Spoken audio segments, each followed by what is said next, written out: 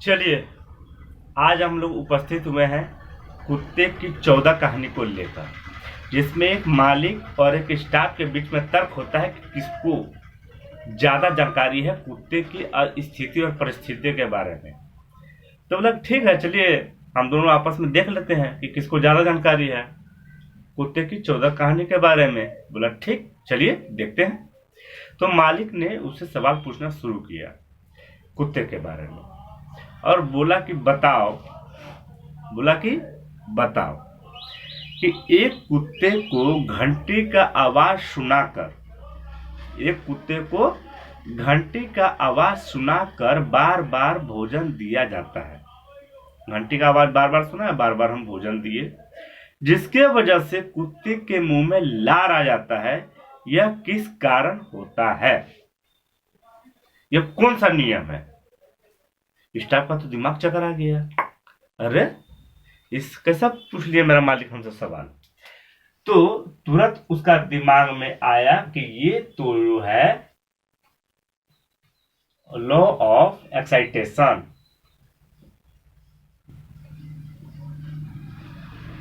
यानी यह तो उत्तेजना का नियम है। किसका नियम है? उत्तेजना का नियम।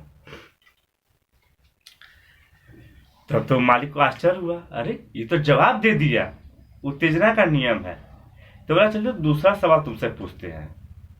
बोला वो पूछिए, कुत्ते के बारे में है ना, हाँ पूछिए।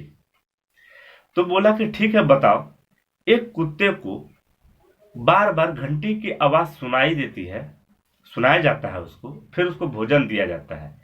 ऐसा जब वो जान जाता है कि हमको अब भोजन मिलेगा, लेकिन हम उसको भोजन नहीं देंगे, घंटे का आवाज सुनाएंगे लेकिन भोजन नहीं देंगे, बार बार ऐसा करेंगे, तो यह कौन सा नियम कहलाएगा? तब उसके दिमाग में आया, अरे ये जो है ये तो लॉ ऑफ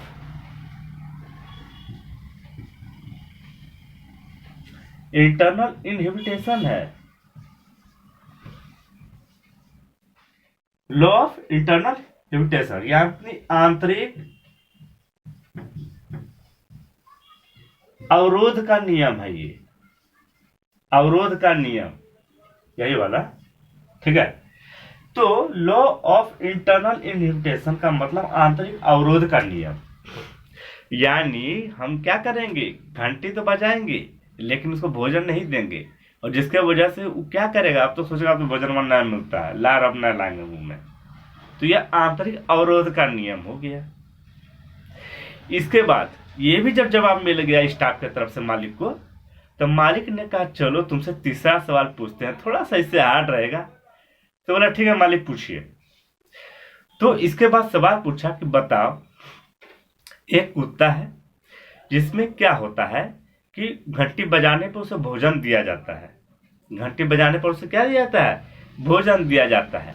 लेकिन साथ में हम क्या करेंगे, उसका ना रोशनी डाल देंगे। जब घंटी बजाएंगे उस समय रोशनी डाल देंगे, तो उस समय उसका लार कम हो जाता है। उस समय उसका लार जितना निकलना चाहिए, जैसे घंटी बजाते थे भोजन देते थे, घंटी बजाते थे भोजन देते थे, तो जान जाता था कि भोजन हमको दिया जा रहा है घंटी बजाने से। अब तो लार आ गया उसका मुंह में भोजन के कारण, ठीक है ना, यानी रिस्पॉन्स आ गया। वो रिस्पॉन्स कहा जाता है, उसको अनुक्रिया कहा जाता है, ठीक है। वो जो लार आ जाता है, तो बोल रहा था मालिक, बोल रहे थे कि यहाँ पे जो घंटी बजाए और जो भोजन दिए, उस समय हम लाइट भी जला देंगे घंटी बजाते समय, जिसकी वजह से लार उसका कम आ रहा है। तो बताइए किस कारण से हो रहा है? तब उसका दिमाग में आया, अरे ये तो लॉ ऑफ एक्सटर्नल इनहिबिटेशन के कारण हो रहा है। लॉ ऑफ एक्सटर्नल इनहिबिटेशन यानी आंतरिक की जगह बाहरी अवरोध का नियम। अवरोध यहाँ पे का है और यहाँ पे नियम है, तो का नियम यानी लॉ ऑफ एक्सटर्नल इनहिबिटेशन, ठीक है ना, यानी बाहरी अवरोध का नियम। देखिए मेरा बोर्ड ना जल्दी भर जाता है, हम नया बोर्ड लेंगे आप लोग के लिए। ये हो गया तीसरा। इसके बाद मालिक को जब जवाब मिल गया ना तो उनका पिकअप बढ़ गया। बोला कि अरे इसे तो हार्ड सवाल हमको पूछना पड़ेगा, ये अपने आप को बहुत होशियार समझ रहा है, ठीक है ना। तो मालिक क्या किया, चलो अब एक सवाल ऐसा पूछेंगे कि घबरा जाएगा और थोड़ा इसके अंदर भी घुस जाएंगे हम, देखते हैं कि क्या पोजीशन है इसका, स्टाफ मेरा जवाब दे पाता है कि नहीं। स्टाफ भी तैयार था, पूछे ना मालिक, हम बताएंगे आपको, हमने भी साइकोलॉजी पढ़ा है, ठीक है ना। तो नेक्स्ट सवाल आया सामने। नेक्स्ट सवाल में क्या आया, मालिक ने कहा कि जब सी एस यानी क्लासिकल स्टिमुलस कंडीशनिंग स्टिमुलस और यूसीएल और अनकंडीशनिंग स्टिमुलस। कंडीशनिंग स्टिमुलस को कहा जाता है घंटी यानी अनुबंधन, जिसमें कंडीशन लगा है कि घंटी बजाएंगे तब मिलेगा भोजन, आई तो स्वाभाविक है ही। और ये क्या है, भोजन है, स्वाभाविक है। तो इन दोनों के बीच में जो है एगो हार्मोन थे, एगो गार्डन थे, ठीक है ना। वो एक ने कहा कि 0.5 सेकेंड और मिली सेकेंड, और एक ने कहा 0.2 मिली सेकेंड, यानी 500 मिली सेकेंड और 200 मिली सेकेंड के बीच में जैसे घंटी बजाएंगे आप फटाक से भोजन देंगे, इतना का अगर डिफरेंस रहता है, इतना मिली सेकेंड का, तब यकीन हो जाता है आदमी, मतलब उसको, कुत्ते को क्या यकीन हो जाता है कि दोनों के बीच में जो संबंध है वो पता चल जाता है कि घंटी बजाए तो भोजन मिलेगा, तो इतना ही रहना चाहिए, इतना ही रहना चाहिए। गार्डनर बता रहे थे 2, हार्मोन बता रहे थे 5। समझ में आ गया। तो यह जो नियम कहलाता है, यह कौन सा नियम कहलाता है। अब तो स्टाफ का दिमाग घुर गया कि मालिक हमसे थोड़ा हार्ड सवाल पूछ दिए हैं, तो चलो बता देते हैं फिर मालिक को भी लगेगा कि अरे वाह, किससे पाला पड़ा है। तो इसको क्या कहा जाता है, इसको कहा जाता है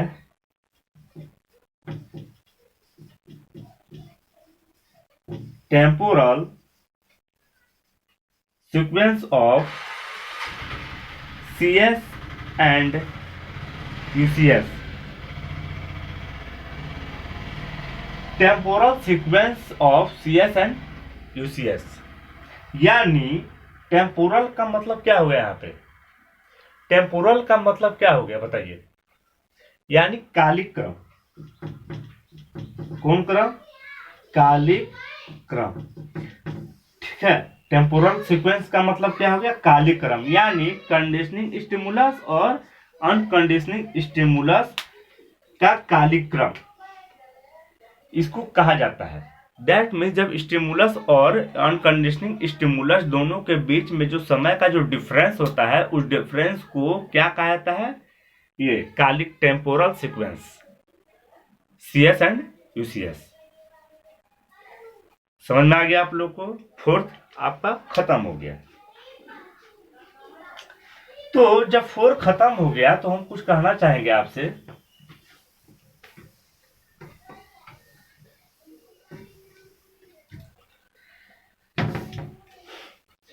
कि अगर, मतलब नेक्स्ट सवाल आ गया, मालिक ने फिर स्टाफ से पूछा कि चलो बताओ, तो स्टाफ का बोला नहीं मालिक, इस बार हम पूछेंगे। बोला तुम पूछेगा हमसे, बोला हाँ हम पूछेंगे, तो बोला पूछो। तो स्टाफ ने कहा बताइए मालिक कि अगर भोजन को और घंटी को कुत्ते के सामने साथ साथ दिया जाए और उसे हटा लिया जाए तो आप क्या कहेंगे। तो मालिक बोला ये तो अंदर से पूछ दिया, ये कालिक क्रम जो बताए थे अभी टेम्पोरल सीक्वेंस, उसके अंदर का पूछ दिया है। तो मालिक ने जवाब क्या दिया, इसको क्या कहते हैं, इसको कहते हैं समक्षणिक। क्या कहते हैं इसको? समक्षणिक। समक्षणिक का मतलब क्या होता है?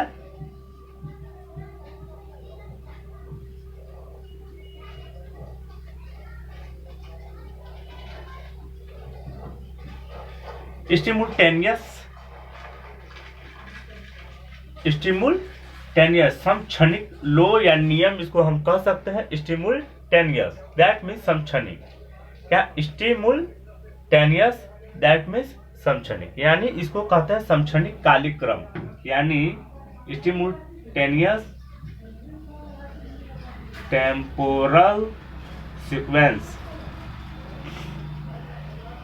स्टिमुलटेनियस टेम्पोरल सीक्वेंस दैट मीन्स समक्षणिक। ठीक है, इसको क्या कहते हैं? समक्षणिक। टेम्पोरल तो जानते हैं, कालिक क्रम।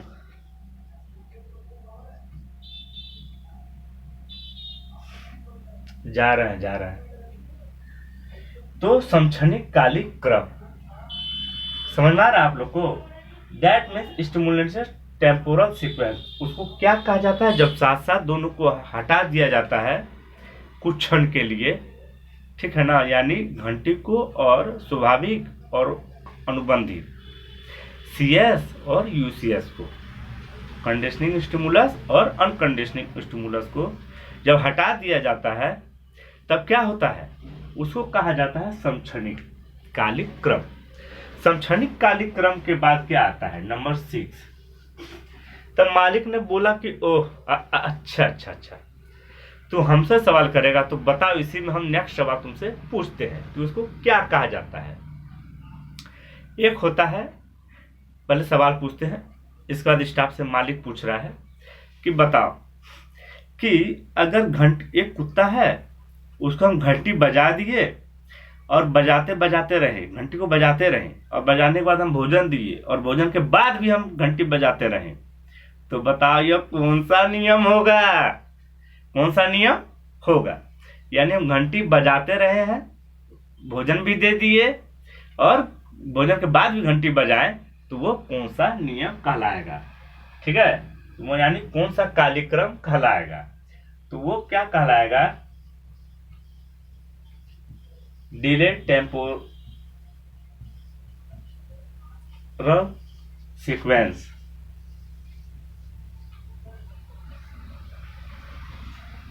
ठीक है, डिले यानी विलंबित जिसको आप बोलते हैं, यानी देरी।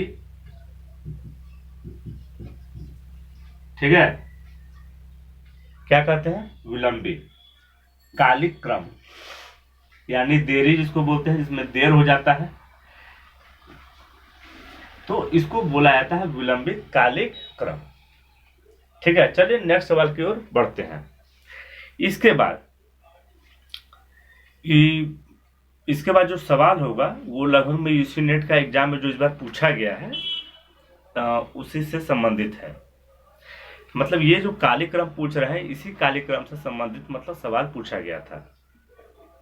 ठीक है, तो अब हम नेक्स्ट सवाल करते हैं कि बताओ, एक कुत्ता है, कुत्ते को घंटी की आवाज दे दी जाती है, कुत्ते को घंटी की आवाज दे दी जाती है, इसके बाद उसको भोजन दिया जाता है। इसका उससे क्या दिया जाता है? भोजन दिया जाता है। तो बताओ ये जो क्या है? संकेत उसे प्राप्त होता है। संकेत क्या प्राप्त होता है? संकेत मिल जाता है कि नहीं अब तो हमको भोजन मिलेगा। तो यह कौन सा कालिक क्रम के अंतर्गत आता है? ठीक है, तो स्टाफ ने क्या जवाब दिया? हम तो आंसर लिखने जा रहे थे, स्टाफ ने उसे क्या जवाब दिया कि यह जो है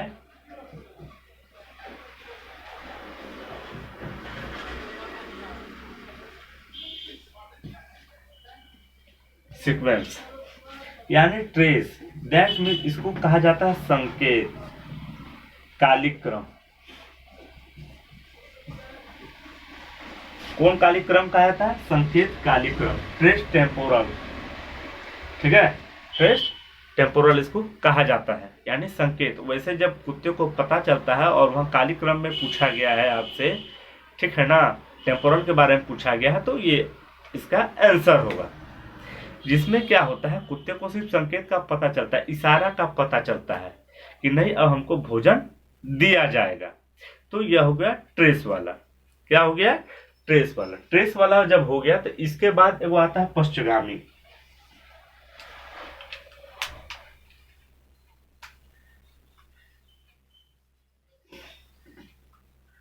क्या आता है? पश्चगामी।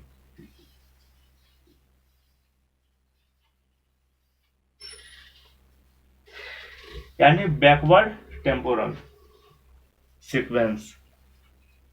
ये क्या होता है?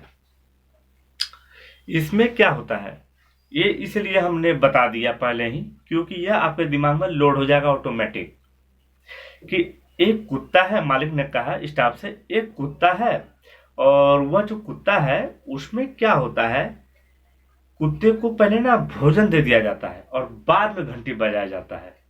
तो यह कौन सा कालिक्रम है? तो पश्चगामी। क्या है? पश्चगामी। यहाँ पे एक और क्वेश्चन अराइज हो जाता है ऑटोमेटिक कि पहले अगर हम घंटी बजाते हैं, पहले अगर घंटी अगर हम बजा देते हैं, बाद में हम देते हैं भोजन, उसको कहते हैं अग्रगामी यानी फॉरवर्ड। और जो बाद में अगर हम देते हैं, अगर घंटी बजा के पहले भोजन देते हैं बाद में, तो इसको कहते हैं पश्चगामी, दैट मीन्स बैकवर्ड। एक नया क्वेश्चन अराइज हो गया ऑटोमेटिक, जिसको आप दिमाग में रख लेंगे। अगर पूछेगा कि इसमें अग्रगामी और पश्चगामी कौन है, तो आप दिमाग में रख लीजिएगा। चलिए, तो कुछ सवालों के जवाब ऐसे होते हैं जो आपको याद रखने पड़ते हैं, ठीक है ना।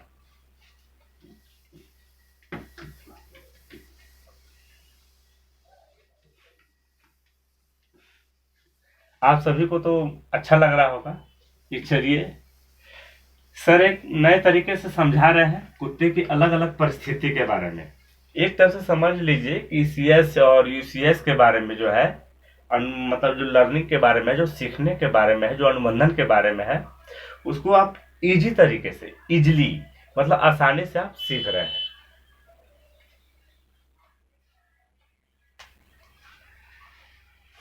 कितना हम करवा चुके थे याद तो नहीं है हमको, मेरे ख्याल से 7 हो चुका था, नहीं 8 यहाँ दिख रहा है, तो ये हो गया 9। क्या हो गया? 9। अगर आप लोग को पता है तो चलिए बाद में देखते हैं क्या है, ठीक है ना। नेक्स्ट क्वेश्चन की ओर हम लोग बढ़ते हैं। नेक्स्ट क्वेश्चन में देखिए क्या है। नेक्स्ट क्वेश्चन में बोला जाता है कि एक कुत्ता है, मालिक पूछ रहे अपने स्टाफ से कि एक कुत्ता है और कुत्ते को जो है घंटी जो है ना, घंटी 1000 हर्टज यानी 1000 का स्पीड में घंटी का आवाज में अगर हम कुत्ते को सुनाते हैं और उसको भोजन देते हैं, ऐसा हम बार बार अगर करते हैं, तो जब 800 भी सुना देते हैं तो भी कुत्ता के मुंह में लार आ जाता है। लार थोड़ा कम मात्रा में रहता है लेकिन लार आ जाता है। तो इसको कौन सा नियम कहेंगे? इसको कौन सा नियम कहेंगे? तो स्टाफ सोचता है कि मालिक ऐसा सवाल पूछे हैं और इसका मतलब सामान्यीकरण से संबंधित है। अरे सामान्यीकरण, हाँ तो हमको याद आ गया, सामान्यीकरण से संबंधित है तो वही होगा। तो इसको हम क्या कहते हैं?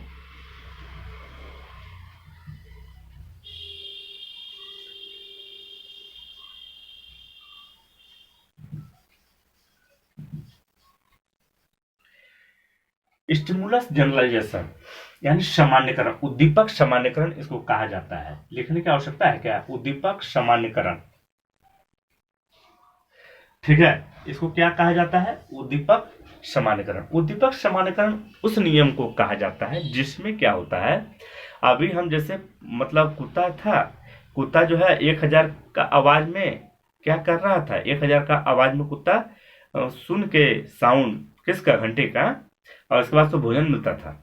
लेकिन जब वो 8000 मतलब 800 भी सुना, 800 1000 लेस, ठीक है, कम, 1000 से कम जब सुना, फिर भी उसके मुंह में लार आ गया, लार की मात्रा कम थी लेकिन उसका मुंह में लार आ गया, तो इसको कहते हैं स्टिमुलस जनरलाइजेशन या सामान्यकरण। यानी उसी तरह आवाज लगभग में वो सुना तो उसे लगा कि नहीं भोजन मिलेगा, तो इसी अवस्था, इसी परिस्थिति में उसको कहा जाता है स्टिमुलस जनरलाइजेशन। स्टिमुलस जनरलाइजेशन के बारे में अब हम लोग चलते हैं विभेदन के बारे में। विभेदन के बारे में स्टाफ पूछ रहा है कि बताइए मालिक, आप जो ऐसा हमको कह रहे हैं कि वो साउंड अगर सुन लिया, दूसरा मतलब साउंड 8 से सुन लिया और आप कहते हैं कि उसको मतलब रस आ गया उसका मुंह में, लार आ गया उसका मुंह में, और जब उसका मुंह में लार नहीं आएगा तब वो जान जाएगा अरे 8 से सुना रहा है, 8 से सुना रहा, भोजन नहीं मिला। 1000 सुनाता है तब भोजन मिलता है। 9 से भी सुनाएगा तो उसको भोजन नहीं देंगे, 1000 का साउंड होगा तब उसको भोजन देंगे। ऐसी परिस्थिति में वो क्या सीख जाता है? तो विभेदन करना, यानी विभेदन का नियम।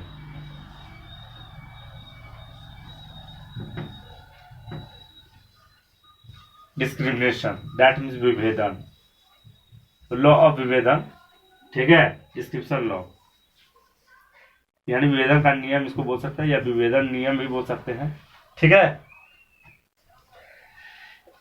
विभेदन का नियम, तो ये भी आप जान गए कि एक विभेदन का नियम होता है जिसमें क्या होता है, एक कुत्ता को जब सेम सुनाई देता है तो वो हो जाता है जनरलाइजेशन वाला में आ जाता है, लेकिन जब वो विभेद करना सीख जाता है, अलग करना सीख जाता है, समझने लगता है उसको, मुंह से लार नहीं टपकाता है 800 होने के बावजूद, तो इसका मतलब विभेद करना सीख गया है।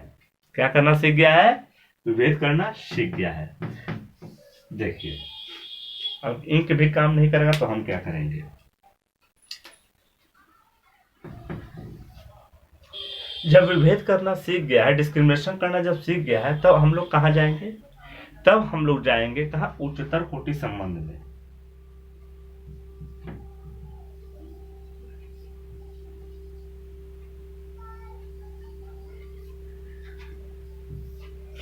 इसका मतलब क्या हो गया? इसका मतलब हो गया higher order conditioning. Higher order conditioning में क्या होता है? इसको उच्चतर कोटि संबंध में क्या होता है? हायर का मतलब उच्चतर कोटि संबंध, यानी हायर ऑर्डर कंडीशनिंग। यह क्या होता है? यह देखिए हम इसीलिए अब थोड़ा बता रहे हैं कि कहाँ, हमको लगता है वीडियो थोड़ा लेंदी हो गया होगा, समय तो हमने देखा नहीं है। तो हायर इसमें क्या होता है? मालिक पूछते हैं स्टाफ से कि बताओ, एक कुत्ता है, एक कुत्ता है, ये मैं छुपा लूं क्या अभी या मिटा दूं? एक कुत्ता है, कुत्ते को घंटी का आवाज सुनाते थे, उसको भोजन देते थे, घंटी का आवाज सुनाते थे, भोजन देते थे, लेकिन कुछ दिन बाद हम क्या करने लगे, उसमें लाइट जला दिए, और लाइट जब जला दिए तो फिर भोजन देते थे। लाइट और मतलब लाइट और घंटी, फिर जलाए फिर भोजन, लाइट घंटी फिर भोजन, लाइट घंटी फिर भोजन। ऐसी परिस्थिति में इसके बाद हम घंटी को हटा दिए, सिर्फ लाइट जलाएं, उसका मुंह में लार आ गया, उसका मुंह में लार आ गया, फिर भोजन दिए, फिर लाइट जलाए, लार आ गया, भोजन दिए। तो ऐसी परिस्थिति जब उत्पन्न हो जाती है तो बताओ इसको क्या कहते हैं? तो इसको कहा जाता है हायर ऑर्डर कंडीशनिंग, और नहीं तो इसको सेकेंड ऑर्डर कंडीशनिंग भी कहा जाता है। सेकेंड ऑर्डर कंडीशनिंग, ऐसे भी ऐसे भी। तो second order conditioning, higher order conditioning, द्वितीय क्रम, कोटि क्रम, कोटि अनुबंधन, द्वितीय कोटि अनुबंधन कंडीशनिंग, तो इसी को कहा जाता है, ठीक है। तो द्वितीय वाला जो होता है यही होता है, सेकेंड वाला जो होता है यही होता है। 11 नंबर खत्म हो चुका है।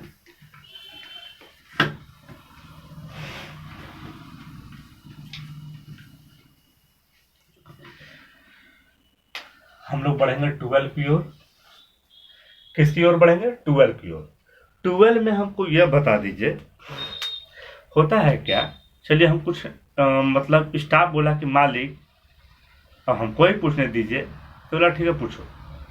बोले कि बताइए कि एक कुत्ता है, इसको हम क्या किए, घंटी बजाए, भोजन दिए, ऐसे कई प्रक्रिया चला, और इसके बाद हम क्या किए, घंटी बजाए लेकिन भोजन नहीं दिए, फिर घंटी बजाए फिर भोजन नहीं दिए, फिर घंटी बजाए फिर भोजन नहीं दिए, तो उसका ना लार मालिक आना बंद हो गया।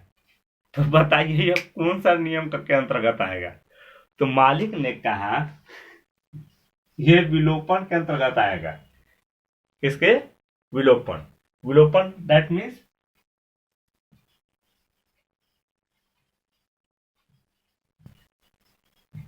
एक्सटिंक्शन। ठीक है, ये विलोपन के अंतर्गत आएगा। किसने कहा? तो ऐसा मालिक ने कहा अपने स्टाफ से। ठीक है, विलोपन का नियम यानी law of extinction. Law of extinction that means विलोपन का नियम। जब एक कुत्ता होता है और कुत्ते को बार बार जब भोजन दिया जाता है, बार बार भोजन देने के बाद फिर मतलब घंटी बजा के बार बार जब भोजन दिया जाता है तो उसे आदत हो जाता है, लार आने लगता है। लेकिन जब फिर घंटी बजा दिए, भोजन नहीं दिए, तो उसको लार दे रहना बंद हो जाता है। दैट मीन्स विलोपन का आता है, वो विलोपन का नियम कहलाता है। विलोपन का नियम कहलाने के बाद एक आता है पुनर्बलन। विलोपन 5 मिनट में खत्म हो जाएगा, रुक जाओ। तो इसके बाद आता है पुनर्बलन यानी दैट मीन्स रेनफोर्समेंट यानी पुनर्बलन। क्या होता है? पुनर्बलन। क्या होता है पुनर्बलन?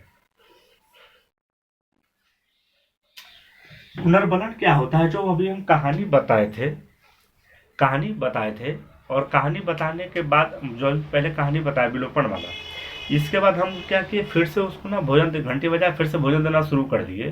तो वापस वो जान गया हमको फिर से भोजन मिलेगा, तो फिर से लार आना शुरू हो गया। तो वैसी परिस्थिति को कहा जाता है पुनर्बलन। That means reinforcement. रिइंफोर्समेंट के बारे में आपको पता चल गया। अब इसके बाद आते हैं आभासी अनुबंधन।